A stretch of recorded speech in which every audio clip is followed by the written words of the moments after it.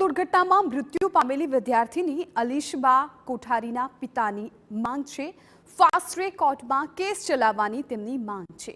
ગુનેગારોને કડક સજા થાય તેવી માંગ કરવામાં આવી। શાળા સંચાલકો સામે પણ કાર્યવાહીની માંગ થઈ રહી છે। अरे ત્યાં 10 પેલા જેકેટ હતા તો 25 બાળકોને બેસાડવાની શી જરૂર? સેફટી નથી, તરવૈયા નથી, સિક્યોરિટી નથી, તો પછી જબરદસ્તી 25 બાળકોની જાન એક એ છે સારા વાળો કહે છે કે સંમતિ લખેલી છે, તો સંમતિ અમે આપી દઈએ તો તમે મારી નાખશો બાળકને? સંમતિ તો દરેક જગ્યાએ તમે કોઈ પિકનિક પર જાઓ તો તમે ઇન્સ્યોરન્સ સહી કરાવે છે, તો કે એવું થોડી હોય કે એને મારી નાખવાનું।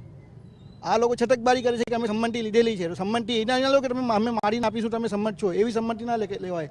બધાને અરેસ્ટ કરી લીધા છે। મારું એવું કે અરેસ્ટ થવાથી આજ આપનો કાયદો વ્યવસ્થા બધાને ખબર છે, આખા હિન્દુસ્તાનને ખબર છે કેટલા વર્ષો નીકળી જાય છે, લોકો છૂટી જાય છે, પાછા જેલમાં જાય છે।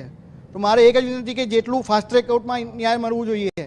તમે ટેરરિસ્ટ આ બી ટેરરિસ્ટ જ છે, નાના બાળકોનો જીવ એક આતંકવાદ જ છે આ, તો આને બી તાત્કાલિક ધોરણે કોર્ટ રાત્રે 12 વાગે ખોલવી જોઈએ ને ઇન્સાફ મળવું જોઈએ મને।